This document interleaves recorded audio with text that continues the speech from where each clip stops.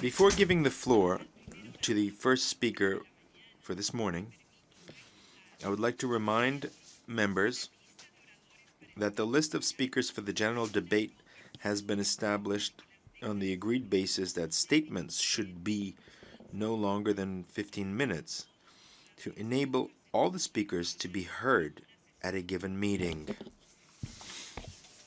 Within this time frame, I would like to appeal to speakers to deliver their statements at a reasonable pace so that interpretation in the other official United Nations languages may be provided properly. I would also like to draw your attention to the decision taken by the General Assembly at previous sessions, namely that the practice of expressing congratulations inside the General Assembly hall after a speech has been delivered is strongly discouraged. In this connection, after delivering their statements, speakers are invited to exit the General Assembly hall through room GA 200, located behind the podium, before returning to their seats. May I take it that the General Assembly agrees to proceed in the same manner during the general debate of the 73rd session? It is so decided. Finally, I would like to draw to the attention of members that during the general debate, official photographs of all the speakers are taken by the Department of Public Information. Members interested in obtaining these photographs are requested to contact the Photo Library of the United Nations. The Assembly will now hear an address by His Excellency Michel Temer, President of the Federative Republic of Brazil. I request protocol to escort His Excellency.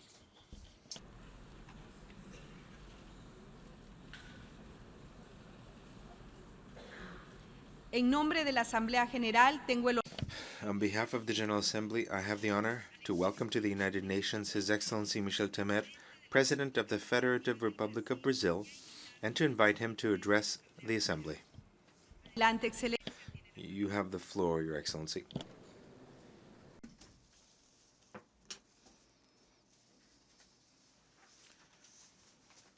Madam President of this General Assembly, Maria Espinosa, Secretary General of the United Nations Organization, Antonio Guterres, ladies and gentlemen, heads of state and heads of delegation, ladies and gentlemen at large. It gives Brazil great pleasure, and it is an honor for us to officially open this general debate session. It is my pleasure to greet the chairperson of the General Assembly, Madam President Maria Espinosa, the very first Latin American woman to perform this high-ranking function at the United Nations. May I reiterate to you, Madam, my very best wishes for a most successful job, and be certain to count on Brazil. Greetings likewise to Secretary General Antonio Guterres. I am particularly pleased to greet you, Secretary, in our common language. Ladies and gentlemen, how many speakers have thus far come up to this podium to call for and advocate improvements to the international order that we have built throughout the decades? There have certainly been many such speakers, myself included. And I believe we were right, and we still are right. And I also believe that the words we uttered remain current and very much up to date. However, if we really want to improve our international and collective order, yet another task is required today, i.e., the task of advocating the very integrity of the order. An order which, however imperfect it may be, has nevertheless served to foster humankind's overarching causes. The challenges to the integrity of the current international order are many. We live in times clouded by isolationist forces. Old forms of intolerance are being rekindled. Unilateral relapses are today increasingly less of an exception. However, these challenges should not and cannot possibly intimidate us. Isolationism, intolerance, unilateralism. We must respond to each of these different trends with the very best of our peoples. Brazil has responded to the first of these trends, isolationism, with more openness, more integration. Brazil is keenly aware that our shared development ultimately depends on more international trade and investment flows. It depends on more contact with new ideas, new technologies. It is precisely by remaining opening to others that we will build a truly shared prosperity, and not by turning inwardly or to isolation. And this is how Brazil has acted. We have carried out a universalist foreign policy. In our geographical region, we have worked to deepen integration mechanisms. In the Mercosur bloc of countries, for example, we have underscored the bloc's democratic calling. We have knocked down trade barriers and entered into new agreements. We have also drawn closer ties with countries of the Pacific Alliance, thereby fostering an increasingly united Latin America, as is enshrined in the Brazilian Federal Constitution. We have either strengthened or started trade talks and negotiations with partners from all regions: the European Union, the European Free Trade Association, Canada, South Korea, Singapore, Lebanon, Morocco, Tunisia. Through these and other initiatives, we have increasingly drawn closer and closer ties with the Americas at large, as well as Europe, Asia, and Africa. Brazil's participation in cooperation fora, such as G20, BRICS, the Portuguese-speaking community of countries, has been particularly productive and fruitful. These are fora where we have worked to produce tangible results that have a direct impact on the everyday life of our societies. And this is how, through openness and integration, we have moved closer to a better future for all. Isolation may even give one a false sense of security at first. Protectionism may even sound seductive, but it is through openness and integration that we can actually achieve harmony, growth, and progress for all. Ladies and gentlemen, Brazil has also responded in a resolute manner to the challenge of intolerance by means of dialogue and solidarity. Dialogue and solidarity are the values that inspire us to repeatedly honor the Universal Declaration of Human Rights.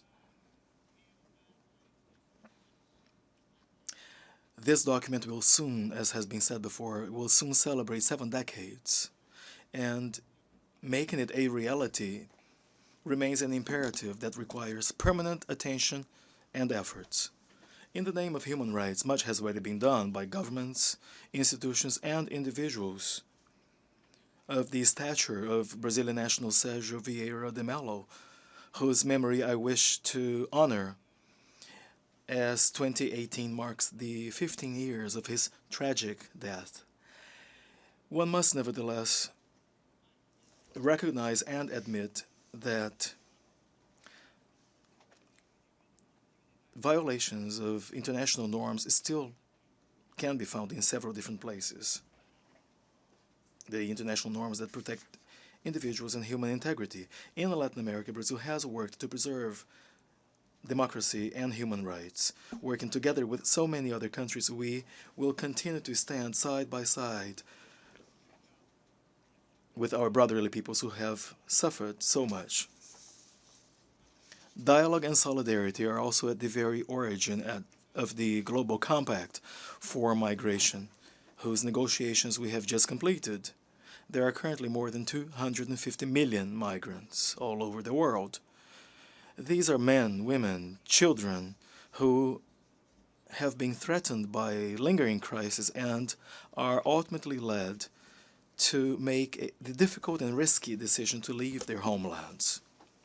It is our duty to protect them, and this is the purpose of the Global Compact for Migration. It is now our task to complete the ongoing negotiations of the Global Pact on Refugees. In South America in particular, as you know, we are currently experiencing a large-scale migration wave. It is estimated that more than 1 million Venezuelan nationals have thus far left their country of origin in search of better and more decent living conditions. Brazil has welcomed all migrants who have arrived in our territory. We're talking about tens of thousands of Venezuelan nationals to whom we have sought to provide all assistance.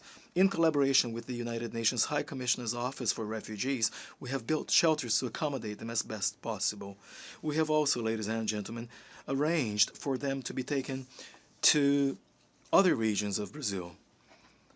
We have also issued formal documents that enable them to actually work in Brazil. We have also offered schooling opportunities for children, plus vaccination and health care to all of them. But we know that the solution to the migration crisis will be forthcoming when our neighboring country, Venezuela, again finds the path to development. In Brazil, we are proud of our tradition of hospitality. We are, after all, a country that was made out of diversity. There's actually a piece of the world in every Brazilian national. Faithful and in line with this tradition, last year we enacted a new migration law, a modern, up-to-date piece of legislation that not only protects migration or migrants' dignity, but also recognizes the benefits of migration. We have also expanded rights, and we have streamlined requirements to enter and stay in Brazil as a migrant. And since dialogue and solidarity are antidotes that help us fight intolerance and bigotry, they are also the very cornerstone of long-lasting peace. In view of the different crises facing the Middle East, this has been the cornerstone of the Brazilian position. This year, we joined the ongoing celebrations of Israel's 70th anniversary, and Brazil renews its support to the two-state solution, Israel and Palestine, living side by side in peace and in security. We have further supported international efforts to put an end to the ongoing conflict in Syria, a conflict that has been going on for too much time. We have sought to help mitigate so much suffering.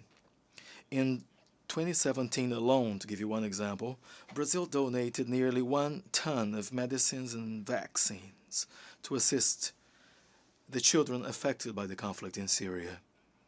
We have also welcomed and accommodated a substantial number of refugees from Syria.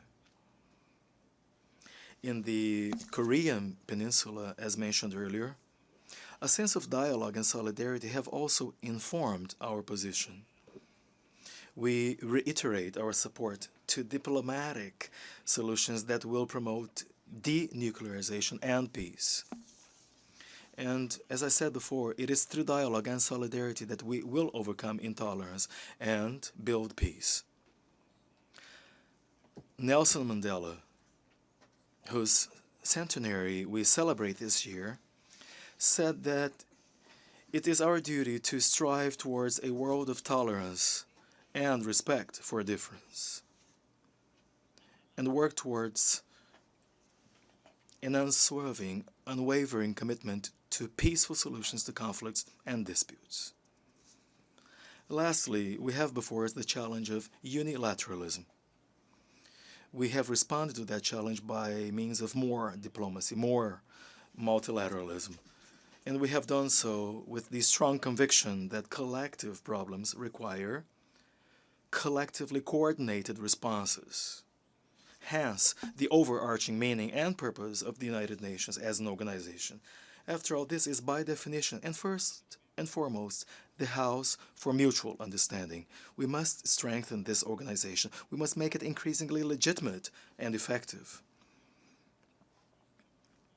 And that is why we also need important reforms to be carried out, including that of the Security Council, which, as it is today in its current configuration, reflects a world that no longer exists.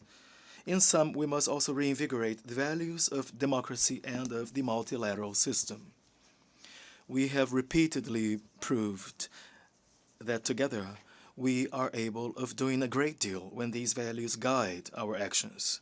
This is how we have taken a historical step last year by completing the treaty on the prohibition of nuclear weapons. I myself had the honor of being the very first head of state to sign that treaty. And that is how, in the course of decades, we have built a multilateral system of trade, a robust multilateral system of trade with increasingly comprehensive rules and endowed with a credible and effective dispute settlement mechanism. These are historical achievements that all of us have achieved or accomplished, and which we should all honor and broaden by eliminating so many distortions to agricultural trade which have affected above all developing countries. And it is not only in matters involving disarmament and nuclear non-proliferation or international trade that diplomacy and the multilateral system can provide us with actual solutions. It is also true and applies to so many other fields of human activity, such as, for instance, sustainable development, which is really critical for the future of humankind. Only in the past few years have we negotiated the 2030 Development Agenda and the Paris Agreement. These are absolutely key milestones that do position us properly in the path towards economic growth, coupled with social justice and respect for the environment. Brazil's priority and special commitment to sustainable development remains unmistakable. Examples abound. We are fully engaged in the ongoing movement towards an international low-carbon economy. More than 40% of Brazil's energy mix is clean and renewable. Actually, it is one of the most sustainable in the world. Ladies and gentlemen, our efforts to reduce deforestation have also been stepped up. The long-term trend is very encouraging. Today, in the Brazilian Amazon region, the deforestation rate is 75% lower than what it was back in 2004. We have established and expanded in Brazil in the past 2.5 years, ladies and gentlemen, several different environmental conservation units which currently account for more than 4 times, for instance, the size of Norway or the Norwegian territory.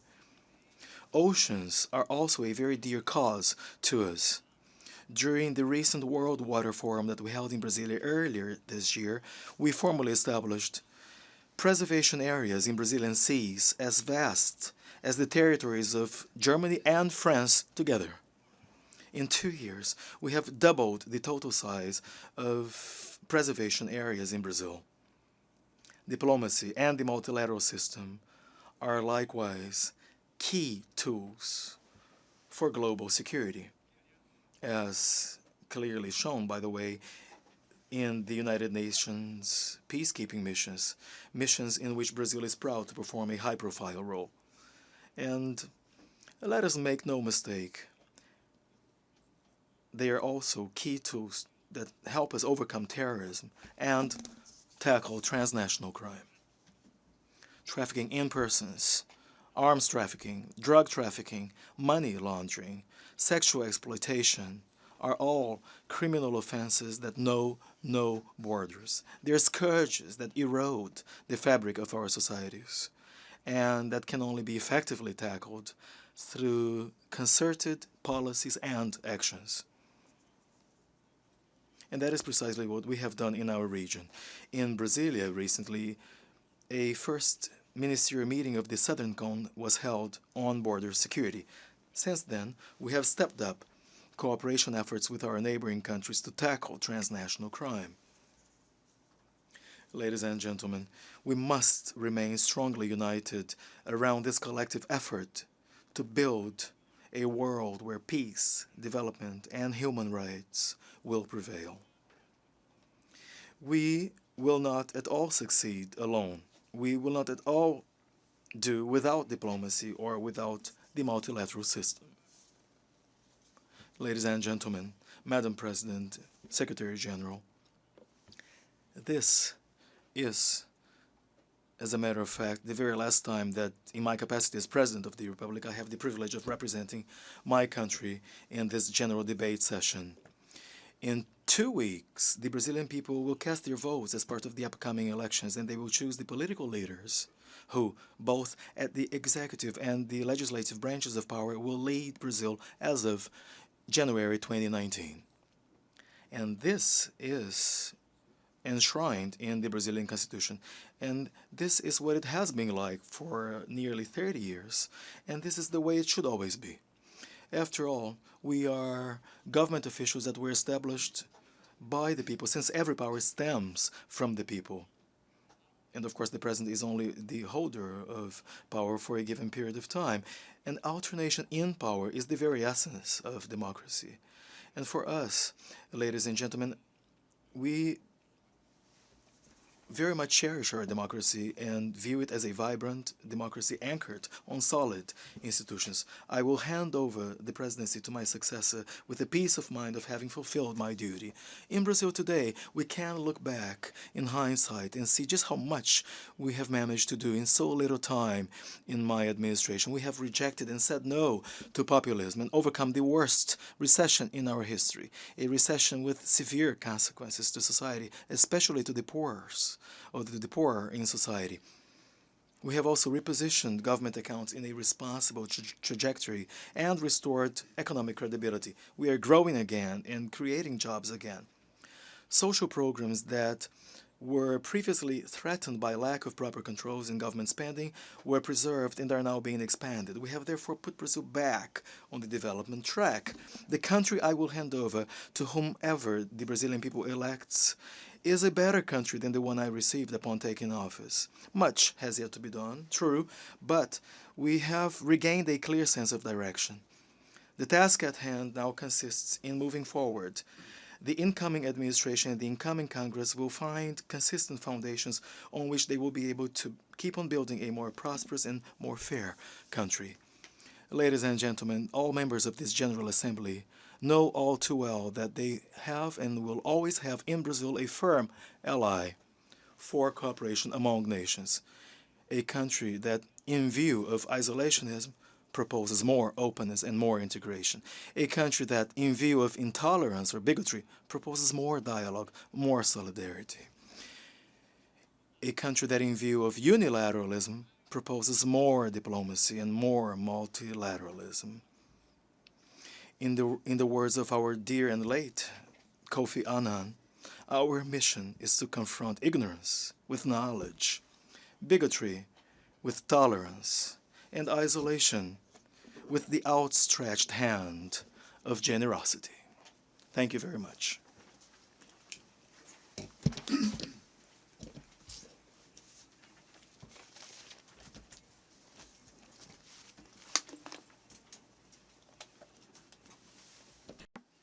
On behalf of the General Assembly, I wish to thank the President of the Federative Republic of Brazil for the statement just made.